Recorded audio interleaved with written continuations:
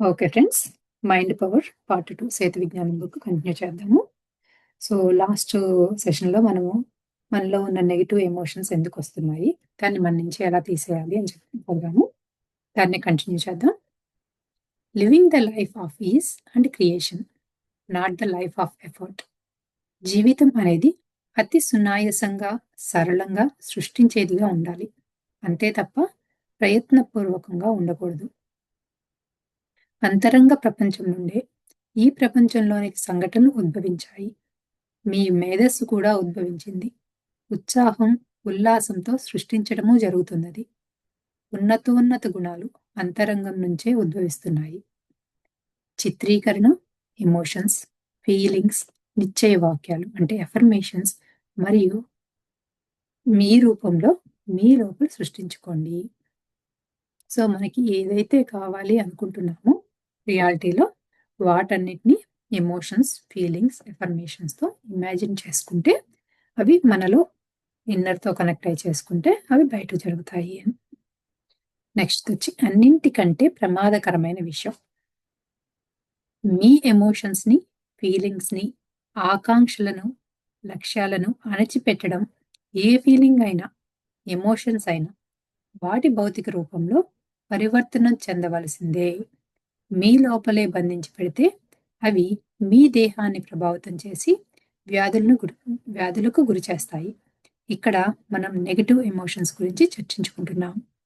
So, అన్నిటికంటే మనని ఇబ్బంది పెట్టేది ఏంటి అంటే, మనం ఎటువంటి ఎమోషన్స్ కానీ, ఫీలింగ్స్ కానీ, మనకి ఏదైతే కావాలనుకుంటామో దాన్ని కానీ, మనలోనే మనం దాన్ని సప్రెస్ చేసి ఉంచితే కనుక, అది మనకి హెల్త్ ఇష్యూలాగా ఏదో ఒక ఫిజికల్ రూపంలో ఇబ్బంది చేస్తుంది అని చెప్తున్నారు. లక్ష్యాలు, ఆకాంక్షలు, సంకల్పాలు విషయాల్లోనూ అంతే. If there is a gap between what you are now and what you desire, then that causes worry, frustration, guilty, anger and other negative emotions. ఇప్పుడున్న మీ పరిస్థితికి మరి మీరు ఆకాంక్షిస్తున్న దానికి మధ్య అంతరం ఉంటే అదే బాధకు, నిస్పృహకు, అపరాధ భావనకు, కోపానికి మరి ఇతరత్రా నెగెటివ్ ఎమోషన్స్‌కి దారితీస్తుంది. జీవితాశయాలు నెరవేరవు. లక్ష్యాలు, సంకల్పాలు నెరవేరటానికి కొన్ని సంవత్సరాలు పట్టవచ్చు. లేదా అసలు అవి పోవచ్చు.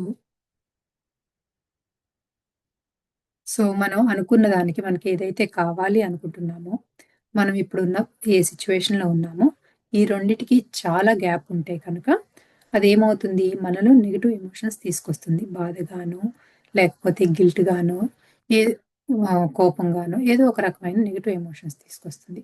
ఆ నెగెటివ్ ఎమోషన్స్ ఉంటే ఏమవుతాయి, మనకున్న గోల్స్‌ని మనం ఇంకా దూరం అయిపోతూ ఉంటాము. సో, దానికి ఇంకా టైం పట్టొచ్చు, లేకపోతే ఒక్కొక్కసారి అవి అసలు జరగకపోవచ్చు అంటున్నారు.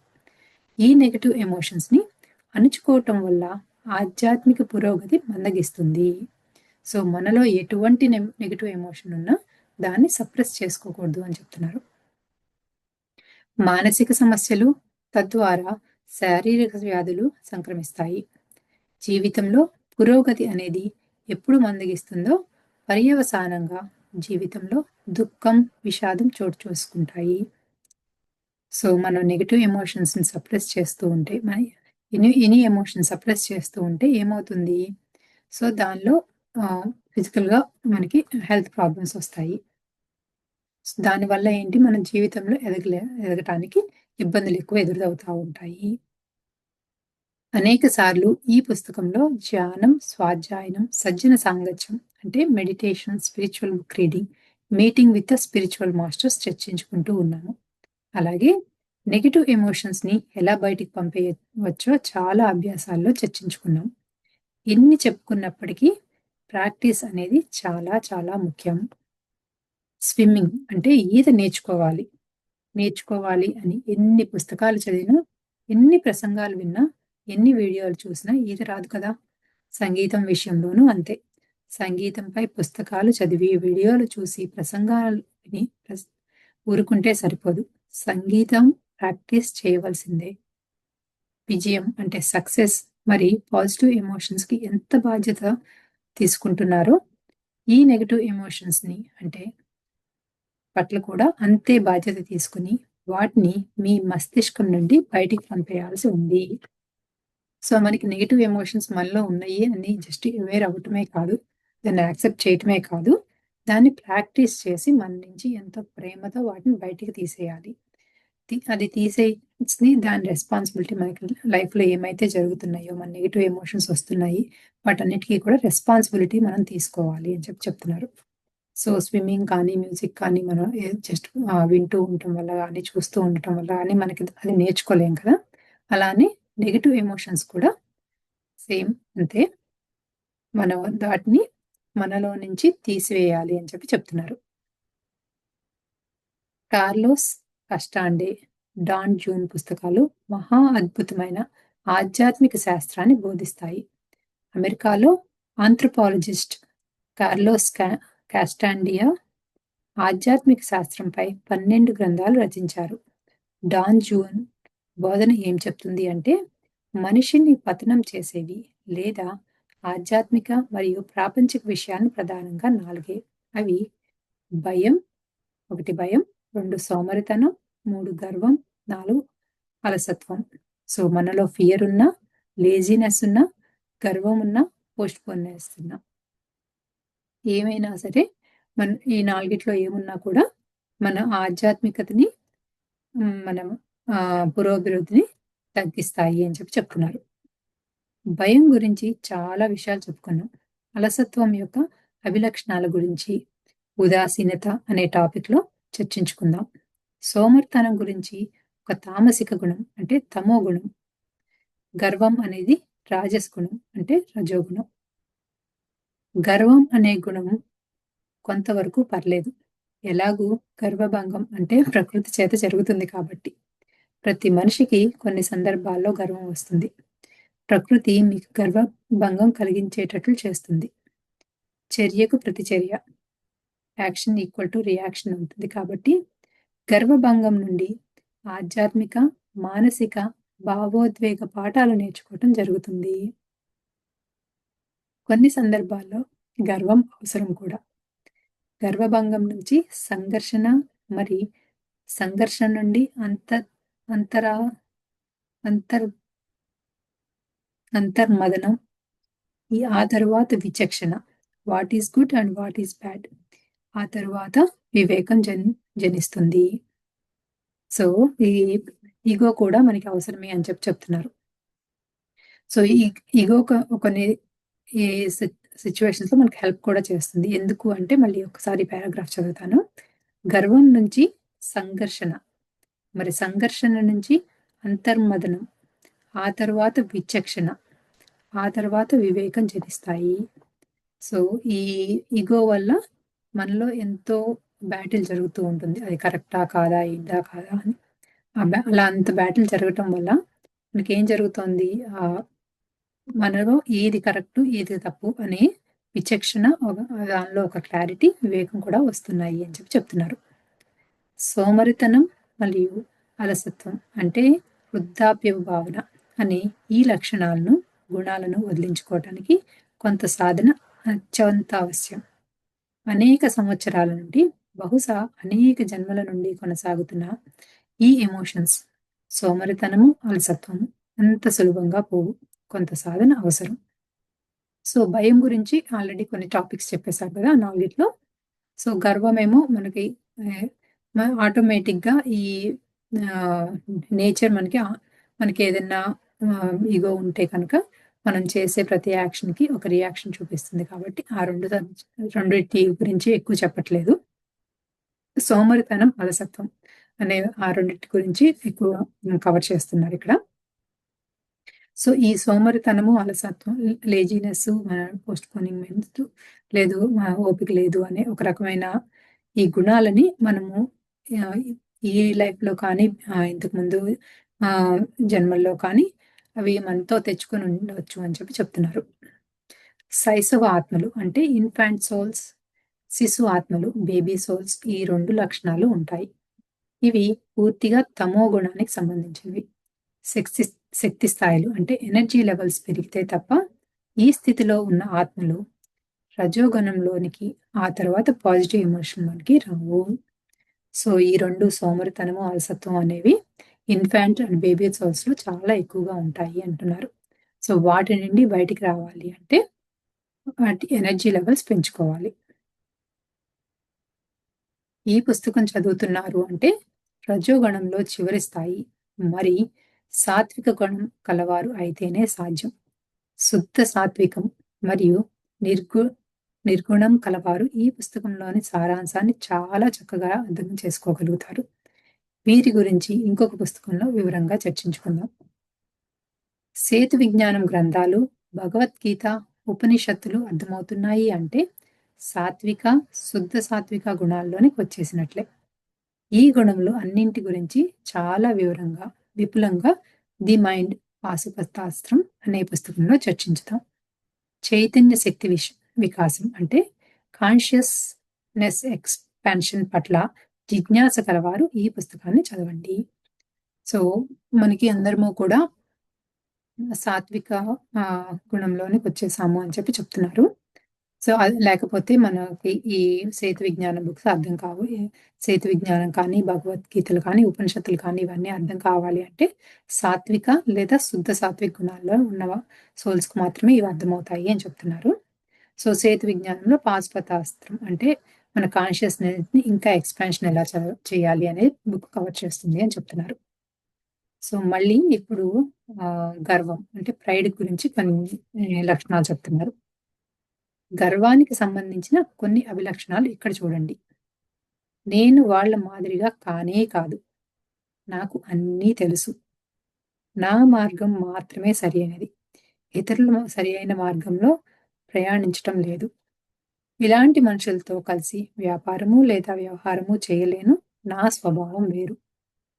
వారందరికంటే నేను ఎంతో ఉన్నత స్థితిలో ఉన్నాను. నేను హీరోని. నా ద్వారా తప్ప నీకు వేరే పరిష్కారం దొరకదు.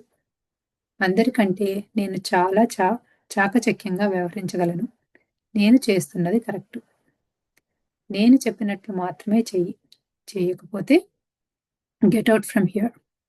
నాకు నచ్చని వాటిని తిరస్కరించుతున్నాను. తృణీకరణ భావం. అహంకారపూరితంగా వ్యవహరించటం. స్వీయ సంతృప్తిని మాత్రమే పొందడం. అల్ప సంతోషం. పొగరును ప్రదర్శించటం. మొరటుగా వ్యవహరించటం. డంబాలు పలకటం. సంకుచిత మనస్తత్వం. ద్రోహం తలపెట్టే మనస్తత్వం. కపట వేషాలు, మోసాలు చేయటం మొదలైనవి. సో, ఇక్కడిచ్చిన ఈ లక్షణాలన్నీ కూడా మనలో కనుక గర్వం ఎక్కువగా ఉంటే, అంటే ప్రైడ్ ఎక్కువగా ఉంటే మనం అలా యాక్ట్ చేస్తాము. మనలో అటువంటి యాటిట్యూడ్ ఉంటుంది అని చెప్పి చెప్తున్నారు. గర్వం, భయం, బాధపడటం, ఉదాసీనతను కలిగి ఉండటం, దుఃఖం, మనోవేదన, కోపం, క్రోధం, నిస్పృహ, పిరికితనం ఇలా అన్ని నెగెటివ్ ఎమోషన్స్ గురించి ఈ పుస్తకంలో ఎందుకు చర్చించుకుంటున్నాం? ఇవి చెత్త, గార్బేజ్ వంటివి. వీటి వల్ల జీవితంలో కష్టం, దుఃఖం అనుభవించాల్సి వస్తోంది. ఆత్మజ్ఞాన విస్తరణ మరి చైతన్య పరిణామాల వేగం మందగించటం వల్ల జీవితంలో విషాదకర సంఘటనలు చోటు చేసుకోవటం మొదలైనవి సంభవిస్తున్నాయి. సో, మన నెగెటివ్ ఎమోషన్స్ గురించి ఎందుకు మాట్లాడుతున్నారు అంటే, అవి మనలో జస్ట్ ఉన్న గార్బేజ్ మన బాడీలో అది ఒక గార్బేజ్ లాంటిది. వాటన్నిటిని మనలో నుంచి తీసివేయాల్సి వస్తుంది. తీసివేయాలి అని చెప్పి మళ్ళీ మళ్ళీ గుర్తు చేస్తున్నారనమాట. ఈ నెగెటివ్ ఎమోషన్స్ అన్నింటిని బయటికి పంపేయడమే మీ యొక్క అతి ప్రధానకరమైన కర్తవ్యం. ఇవి బయటకు ఎప్పటికప్పుడు వెళ్ళిపోతే కానీ ఆధ్యాత్మిక పురోగతి ఉండదు. జీవితంలో ఆనందం ప్రాప్తించదు. ఈ పుస్తకంలో లక్ష్యాల సాధన మరి సంకల్పాలను నెరవేర్చుకోవటం గురించే ఎక్కువగా ప్రస్తావిస్తున్నాం. కానీ మనిషి యొక్క అంతిమ లక్ష్యం, ద అల్టిమేట్ గోల్ ఆధ్యాత్మిక చైతన్య పరిణామమే. ఈ విషయాన్ని సేతు విజ్ఞానం యొక్క అన్ని పుస్తకాలలోనూ ప్రస్తావించడం జరుగుతుంది. సో, మనం మనలో ఉన్న నెగెటివ్‌ని అంతా తీసేయాలి అని చెప్పి చెప్తున్నారు. ఎంతగానో దాని మీద వర్క్ చేయాలి అని చెప్తున్నారు. ఇవి నెగెటివ్ ఎమోషన్స్ తీసేసి పాజిటివ్ వైపు కనుక మారుతూ ఉంటే, మనం ఈ జీవితంలో చాలా నేర్చుకుంటాం. So, ultimate goal of our life is మన స్పిరిచ్యువల్‌గా ఎదగటం. సో, దాని గురించే ఈ సేతు జ్ఞానం బుక్స్ అని చెప్తూ ఉంటాయి అని. అయితే ఆధ్యాత్మిక మరియు ప్రాపంచికత వేరు కావు. అవి 2 ఒకటే అనేది సేతు మహావిజ్ఞానం పుస్తకాల బోధన. కేవలం ఆధ్యాత్మికత కోసమే అయితే మానవుడు, జీవాత్మ భూమి మీద జన్మ తీసుకోవాల్సిన అవసరమే లేదు. సో, మనం స్పిరిచ్యువల్‌గా ఒక్కటే ఎదగాలి అనుకుంటే అసలు ఇక్కడ భూమి మీదకే రావాల్సిన పని లేదు అంటాం. సో, మనం అక్కడ పైలోకాల్లోనే ఉండి మనం స్పిరిచ్యువల్‌గా నాలెడ్జ్ గెయిన్ చేసుకోవచ్చు. కానీ ఇక్కడ జన్మ తీసుకున్నది ఎందుకు అంటే ఈ ప్రాపంచికతలో ఎలా ఉండాలి? దానిలో ఎక్స్‌పీరియన్స్ చేసి దానిలో నేర్చుకుంటే అప్పుడు స్పిరిచ్యువల్‌గా కూడా చాలా ఎదుగుతాము. ఈ 2 వేరు వేరు కావు. స్పిరిచ్యువాలిటీ వేరు కాదు. మన ఫిజికల్‌గా నేర్చుకోవాల్సింది వేరు కాదు. ఆ 2 ఒకటే అని చెప్తున్నారు.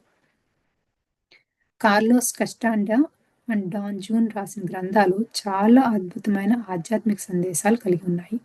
ముఖ్యంగా సంకల్ప శక్తి, ద పవర్ ఆఫ్ ఇంటెంట్ గురించి డాన్ జూన్ చెప్పిన సందేశాలు మహా అద్భుతం. ఈ పుస్తకాల్లో మనుషులను లక్ష్య సాధన చేయకుండా చేసే 4 అంశాలు భయం, సోమరితత్వం, గర్వం, అలసత్వం గురించి ఈ అధ్యాయంలోనే వివరించాం కదా. సో, మళ్ళీ ఇందాక చెప్పిన 4 గురించి చెప్తున్నారనమాట. సో, మనకేదన్నా ఆహ్, ఆహ్, మనకు కావాల్సింది రియాలిటీలోకి రావట్లేదు అంటే, మనలో భయముందా? లేజినెస్ ఉందా? గర్వం ఉందా? అలసత్వం ఉందా? ఏంటి అనేది మనం టెస్ట్ చేసుకోవాలి అని. వీటిల్లో ఒక్కొక్క దాని మీద మీ సబ్‌కాన్షియస్ మెమరీలో నుంచి ఎలా తొలగించుకోవచ్చో ఇక్కడ ఒక అభ్యాసాన్ని అంటే ఎక్సర్‌సైజ్‌ని సాధన చేద్దాము. సో, ఈ ఎక్సర్‌సైజ్‌లో కూడా పాయింట్స్ చదువుతాను. ఉదాహరణకు సోమరితనం, లేజీనెస్‌ని సాధన చేయండి. ఒక మనిషికి ఇది మనిషికి ప్రధాన శత్రువు. సుఖాసనంలో హాయిగా కూర్చోండి. 2 చేతులు కలపండి. 2 కళ్ళు మూసుకోండి. అభ్యాసం పూర్తయ్యే వరకు మధ్యలో కళ్ళు తెరవకూడదు. హాయిగా రిలాక్స్ అవ్వండి. సోమరితనం గురించి ఫీల్ అవ్వండి.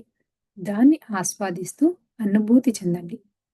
దానిని లేజీనెస్‌గా ద్వేషించకుండా అలా సాక్షిభూతంగా గమనిస్తూ ఉండండి. ఆ గుణం అంటే లేజీనెస్ ఒక నీడ లాంటిది. ఆ నీడను మీ చేతులతో పట్టుకోగలరా? సాధ్యం కాదు. అలాగే ఈ సోమరితనం అనేది కూడా చేతికి దొరకదు. న్యూరో సర్జన్స్ ఆపరేషన్ చేసి తీసేసే పదార్థము కాదు. Laziness is an energy form of lower frequency. సోమరితనం అనేది అల్ప ప్రకంపనలకు కల ఒక శక్తి స్వరూపం. నేను ఈ సోమరితనాన్ని స్వాగతించి అంగీకరిస్తున్నాను అని మనసులో 3-5 నిమిషాలు ఉచ్చరించండి. I welcome and accept this laziness. Chant this for 3 to 5 minutes. ఆ గుణాన్ని మీలో నుండి వెలువడింది కనుక దాన్ని ప్రేమించాలి. ప్రేమతో ఈ విశ్వంలో ఏదైనా సాధ్యమే. Love is the super power in the universe. It is one of the super powers. So, మనకి ఈ లేజినెస్ అనేది మనలో ఉంది కాబట్టి దానిని మనం ప్రేమతోనే ఉండాలి. దాంతో చాలా ప్రేమతో ఉండాలి. ఈ గుణాన్ని, సోమరితనంని మనస్ఫూర్తిగా ప్రేమిస్తున్నాను అని మనసులోనే 3-5 నిమిషాలు ఉచ్చారణ చేయాలి. I love this feeling of laziness whole heartedly. Chant this for 4-5 minutes. ఈ ఫీలింగ్స్‌ని ప్రేమించటం వల్ల అవి తమ శక్తి ప్రకంపనలను అంటే ఎనర్జీ వైబ్రేషన్స్ తగ్గించుకుంటాయి. ప్రేమ అనేది ఉన్నత స్థాయి ప్రకంపనలు, ద హయ్యర్ వైబ్రేషన్స్. ఈ సోమరితనము లేదా లేజినెస్‌కు సంబంధించిన ప్రకంపనలు ఉన్నత ప్రకంపనల్లోనికి శోషింపబడతాయి. సో, మనం కనుక దాన్ని ప్రేమిస్తూ ఉంటే ఆ నెగెటివ్ వైబ్రేషన్ లేజినెస్‌ని మనకి ప్రేమ అనేది హయ్యర్ వైబ్రేషన్ కదా! సో, ఆటోమేటిక్‌గా ఈ హయ్యర్ వైబ్రేషన్స్‌ని ఈ నెగెటివ్ వైబ్రేషన్ అబ్జార్బ్ చేసేస్తుంది అని చెప్తున్నారు. ఇప్పుడు ప్రేమపూర్వకంగా ఈ ఎమోషన్స్‌ని బయటికి పంపేస్తున్నాను అని 3-5 నిమిషాలు మనస్సులోనే ఉచ్చారణ చేయండి. ఈ ఎమోషన్స్ లేదా ఫీలింగ్స్ మీ నుండి బయటికి వెళ్ళిపోతున్నట్లుగా ఫీల్ అవ్వండి. అంతే, కళ్ళు తెరవండి. ఆ మార్పును మీరే స్పష్టంగా అనుభూతి చెందుతారు. మీ నుండి బరువు దిగిపోయినట్లుగా మీకే తెలుస్తుంది. సో, ఈ లేజినెస్ అనేది కూడా ఈ ప్రాక్టీస్ ఎలా చేయాలి అంటే మనకి ముందు సెక్షన్స్‌లో చెప్పినట్లుగా 5 స్టెప్స్‌లోనే చేయాలి అని చెప్తున్నారు. సో, ముందు దాన్ని అదేంటి అనేది మనకి తెలియాలి. మనకి ఏదైతే నెగెటివ్ ఎమోషన్ ఉంది, ఇందులో ఏంటి లేజినెస్ ఉంది అనేది మనం దాన్ని ముందుగా ఫస్ట్‌గా ఆహ్, ఆహ్, దాన్ని యాక్సెప్ట్ చేయాలి. సో, సెకండ్‌ది ఏంటి అంటే దాన్ని చాలా ప్రేమతో ఉండాలి. సో, మూడోది నా నుంచి ప్రేమతో తీసివేస్తున్నాను అని. నా లాస్ట్‌ది నాలో నుంచి అది పోయింది అని చెప్పి చాలా హ్యాపీగా ఫీల్ అవుతాం అనమాట. సో, ఈ స్టెప్స్ ఎటువంటి ఎమోషన్‌కైనా మన నుంచి ఏదైతే తీసేయాలి అనుకుంటున్నామో, అది చేస్తే కనుక మనకి చాలా అది మన నుంచి ఎళ్ళిపోతుంది అని. ఎందుకంటే ఈ అన్ని ఎక్సర్‌సైజెస్‌లోనూ లాస్ట్ స్టెప్ ఏంటంటే ప్రేమించడం.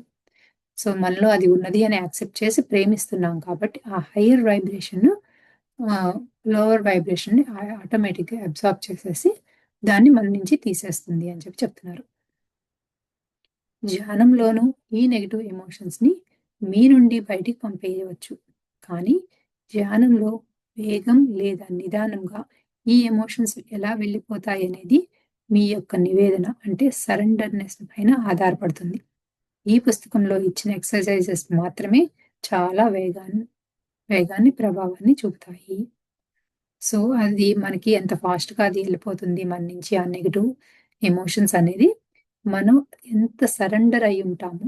ఈ ఫీలింగ్స్‌లో ఉన్నప్పుడు, ఈ మెడిటేషన్ చేస్తూ ఇవి మన నుంచి తీసేస్తున్నాము అన్నప్పుడు, మనలో ఎటువంటి రెసిస్టెంట్ లేకుండా, దాన్ని ఎంతగా సరెండర్ అయ్యి దాన్ని మన నుంచి తీసేస్తున్నామో, దాన్ని ఎంత ఫీల్ అవుతున్నామో, దాన్ని బట్టి దానిలో ఉన్న ఆహ్ స్పీడ్ అంటే అది మన నుంచి ఫాస్ట్‌గా ఎళ్ళిపోతుందా? స్లోగా ఎళ్తుంది అనేది తెలుస్తుంది అని చెప్పి చెప్తున్నారు.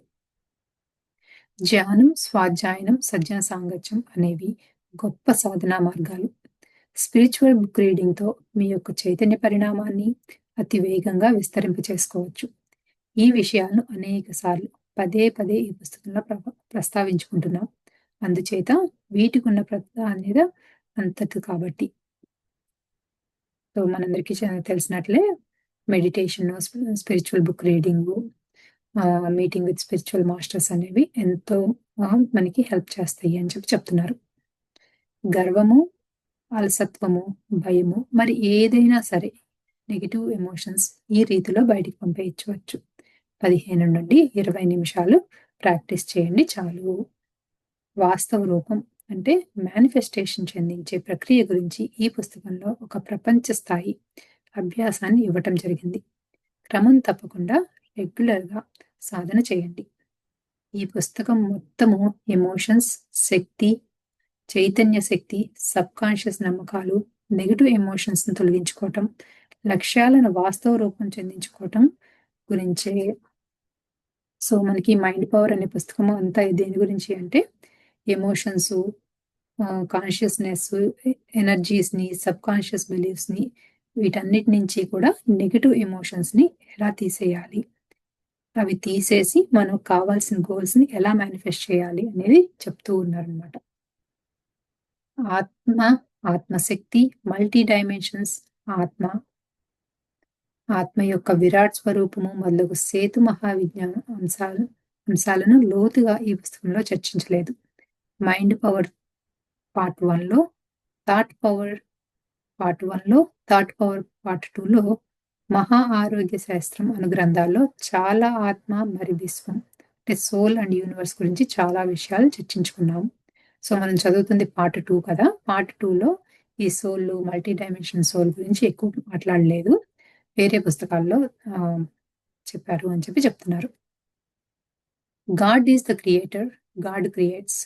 God creates through you because you are God stuff. Life is not a process of creation. God, universe and you are the same consciousness. దైవమే సృష్టికర్త. దైవం సృష్టిస్తుంది. మీ ద్వారా దైవం సృష్టిస్తుంది. మీరే దైవ పదార్థం. సో, మనము ఈ యూనివర్స్ కానీ, దేవుడు కానీ, మనం ఏదైతే అనుకుంటామో అది వేరు వేరు కాదు. మనము దాని నుంచి క్రియేట్ చేయబడ్డాము. మనము ఆహ్, ఆహ్, యూనివర్స్ కానీ, దైవం కూడా సేమ్ అని చెప్పి చెప్తున్నారు. జీవితం అంటే శోధించే ప్రక్రియ కాదు. జీవితం అంటే సృష్టించే ప్రక్రియ. దైవం, విశ్వం మరి మీరు అన్నీ ఈ చైతన్య శక్తియే. సో, జీవితంలో ఇప్పుడు మనకి ఏది కావాలి అని చెప్పి దానికోసం వెతుక్కోవటం కాదు. ఇదెప్పుడూ కూడా మనం కొత్తది మేనిఫెస్ట్ చేసుకోవటం అని చెప్పి చెప్తున్నారు. గోల్ స్టేట్మెంట్స్ లక్ష్యాల గురించి వాక్యాలు చాలా స్పష్టంగా, నిర్దిష్టంగా, మీకు అసౌకర్యంగా కలిగించని విధంగా ఉండాలి. సో, మనకి ఏదైతే గోల్స్ పెట్టుకుంటూ ఉంటామో, వాటిలో చాలా క్లారిటీ కావాలి. దానివల్ల మనం ఇబ్బంది జరగకుండా చూసుకునే విధంగా ఉండాలి మన గోల్స్ అని చెప్పి చెప్తున్నారు. ఇక్కడ కొన్ని లక్ష్యాలకు సంబంధించిన వాక్యాలు చూడండి. సంపద, సమృద్ధి, ఐశ్వర్యాన్ని ప్రతిరోజు నా జీవితంలోనికి ఆహ్వానిస్తున్నాను. సామర్థ్యంతో ప్రభావ ప్రభావవంతంగా నా లక్ష్యాల కోసం పనిచేసుకుంటూ ఉన్నాను. నేను ఆశించినంత ధనాన్ని నా జీవితంలో ఆహ్వానిస్తున్నాను. ఆ ధనాన్ని ఆస్వాదిస్తున్నాను. నేను ఈ వస్తువులు, ఆస్తులు, హ్మ్, జీవితానుభవాలను నా జీవితంలోనికి ఆహ్వానిస్తున్నాను. మంచి ఆరోగ్యాన్ని నా జీవితంలోనికి ఆహ్వానిస్తున్నాను. సో, ఇది చెప్పినప్పుడు ఏం చెప్పారంటే పక్కన ఆహ్, పారెంథసిస్‌లో మంచి ఆరోగ్యాన్ని నా జీవితంలోనికి ఆహ్వానిస్తున్నాను అనుకుంటున్నప్పుడు, వ్యాధి గురించి అస్సలు తలుచుకోవద్దు. మనకేదన్నా ఫిజికల్‌గా ఏదన్నా హెల్త్ ప్రాబ్లమ్ ఉంది అనుకుంటే, మనకు వెంటనే రెసిస్టెన్స్ వస్తుంది. ఇలా మంచి ఆరోగ్యాన్ని నా జీవితంలోకి ఆహ్వానిస్తున్నప్పుడు అనుకున్న, ఆ హెల్త్ ప్రాబ్లమ్ వచ్చి అది నా నుంచి ఎళ్ళిపోవాలి అని చెప్పి ఒక నెగెటివ్ థాట్ అంటే అది కూడా వస్తుంది. అది కూడా సో, దాని గురించి అసల అనుకోవద్దు. నాకు మంచి ఆరోగ్యం కావాలి అని మాత్రమే అనుకోండి అని చెప్పి చెప్తున్నారు. మంచి మానవ సంబంధాలు అంటే కుటుంబ సభ్యులు, బంధువులు, మిత్రులు నా జీవితంలోనికి ఆహ్వానిస్తున్నాను. నా కుటుంబ సభ్యులతో, బంధువులు, మిత్రులు ఆనందం, ప్రేమ, సహకారాన్ని నా జీవితంలో ఆహ్వానిస్తున్నాను.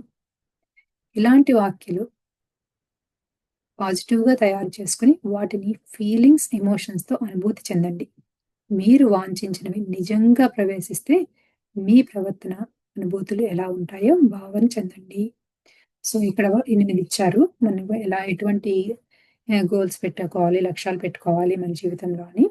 ఈ 8 వాటిల్లో కూడా చాలా గట్టిగా చెప్పింది అంటే నెగెటివ్‌గా వద్దు. నాకు ఇది వద్దు అనో, లేకపోతే నాకు ఇది ఉంది జరుగుతుందా లేదా అనే ఒక రెసిస్టెన్స్ కానీ, నెగెటివ్ థాట్స్ కానీ వద్దు. ఇవన్నీ ఓన్లీ పాజిటివ్‌గా మన లక్ష్యాలను మనం ఎంచుకోవాలి అని చెప్పి చెప్తున్నారు. సో, చివరగా ఏం చెప్తున్నారు? మనం ఏదైతే అనుకున్నామో అవన్నీ మనకొచ్చేసినట్లుగా, అవి వచ్చేస్తే మన బిహేవియర్ ఎలా ఉంటుందో వాటిని కూడా చాలా ఫీల్ అవ్వండి. చాలా ఇమాజిన్ చేసుకొని, విజువలైజ్ చేసుకొని దాన్ని ఫీల్ అవ్వాలి అని చెప్పి చెప్తున్నారు. లక్ష్యాల తాలూకు వ్యాఖ్యలలో ఎక్కడా కూడా నిరాశాకర దృక్పథం అంటే నెగెటివ్ వ్యూస్ ఉండకూడదు. అంతరంగానికి నివేదన చేసేటప్పుడు పాజిటివ్‌గా లక్ష్యం నెరవేరుతుందనే భరోసాతో ఉండాలి. ఆనందం, ప్రేమ, కృతజ్ఞత, ప్రశాంతత, సంతృప్తి మరియు అంగీకారాలతో అంతరంగం నుండి స్వీకరించేందుకు సిద్ధంగా ఉండండి. ఆతృత, ఆందోళన, ఉద్వేగంతో ఎదురు చూడకండి. సో, మనకి ఏదైతే ఆహ్, కావాలి అనుకుంటున్నామో వాటిని ఓన్లీ పాజిటివ్ సైడ్ నుంచి ఆలోచించండి. దానిలో నెగెటివ్ వ్యూ నుంచి అస్సలు ఆలోచించొద్దు. నెగె ఓన్లీ పాజిటివే మన ఇన్నర్‌కి కనెక్ట్ చేయండి అని చెప్పి చెప్పండి. సో, అది మనకి ప్రేమతో, ఆనందంతో కనుక వాటినన్నిటిని కనుక మన ఇన్నర్‌కి కనెక్ట్ చేస్తే, అది ఎంతో అంగీకారంతో మన ఇన్నర్‌తో కనుక కనెక్ట్ అయ్యి ఉంటే, ఆటోమేటిక్‌గా అవి మనకి స్వీకరించటానికి కూడా అంటే దానిలో కూడా మనకి అది వస్తుందా? లేదా? ఎప్పుడొస్తుంది? అనే యాంగ్జైటీ, టెన్షన్ కూడా అస్సలొద్దు అని చెప్పి చెప్తున్నారు. సో, మనకి ఏది కావాలో మన ఇన్నర్‌కి చాలా పాజిటివ్‌గా తీసుకొని, పాజిటివ్‌గా చెప్పి అక్కడ హ్యాపీగా వదిలేయాలి. అది ఎప్పుడవుతుంది, ఏంటి అనే యాంగ్జైటీ వద్దు అని చెప్పి చెప్తున్నారు. మీరు చేయవలసిన కర్మలను నిబద్ధతతో అంటే కమిట్మెంట్‌తో, అంకిత భావంతో అంటే డెడికేషన్‌తో, ప్రేమతో, కృతజ్ఞతతో ఫలితాన్ని ఆశించని రీతిలో మీరు సాధన చేయండి. ఫలితాన్ని విశ్వానికి వదిలిపెట్టండి. సో, మనకి ఏదైతే కావాలో దాని మీద కమిట్మెంట్, డెడికేషన్‌తో, ఎంతో ప్రేమతో, గ్రాటిట్యూడ్‌తో రిజల్ట్స్ ఏంటి అనేవి ఆశించకుండా దాని మీద వర్క్ చేయాలి అని చెప్పి, ప్రాక్టీస్ చేయాల్సిందే అని చెప్పి చెప్తున్నారు. సాధన చేయండి. ఈ పుస్తకంలో ఇచ్చిన అభ్యాసాలను రోజు 15-20 నిమిషాలు సాధన చేయండి. ఈ విశ్వం తప్పనిసరిగా స్పందిస్తుంది. ఈ విశ్వం మిమ్మల్ని ఎల్లవేళలా ప్రేమిస్తుంది. మీకు అన్ని విధాలుగా సహాయపడేది మీ యొక్క ఆత్మశక్తే. అంటే విశ్వమే లేదా దేవుడు మనం ఎలా అనుకుంటే అది.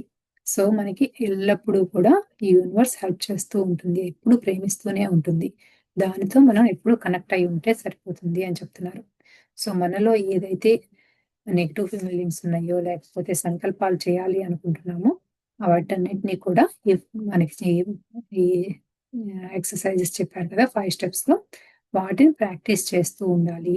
మనలో నుంచి ఏదైతే తొలగించుకోవాలి అనుకుంటున్నామో, లేదా మనకి ఏదైతే గోల్స్ అచీవ్ చేయాలి అనుకుంటున్నామో, వాటన్నింటిని ఈ 5 స్టెప్ ప్రాసెస్‌లో మెడిటేషన్‌లో చేస్తూ ఎంతో పాజిటివ్ ఎఫర్మేషన్స్‌తో మన ఇన్నర్ కనెక్ట్ చేసి రిజల్ట్స్ ఏమొస్తుంది అనేది వెయిట్ చేయొద్దు. ఎలా వస్తుంది అనే దాని గురించి ఏమాత్రం యాంగ్జైటీ వద్దు, వెయిట్ చేయొద్దు అని చెప్పి చెప్తున్నారు. సో, దీంతో మన సిక్స్త్ చాప్టర్ అయిపోయింది. సో, రేపు సెవెంత్ చాప్టర్, సిక్స్త్ చాప్టర్ ఏమో మీ ఎమోషన్స్ శక్తివంతమైనవి అనే చాప్టర్ ఫినిష్ చేశాము.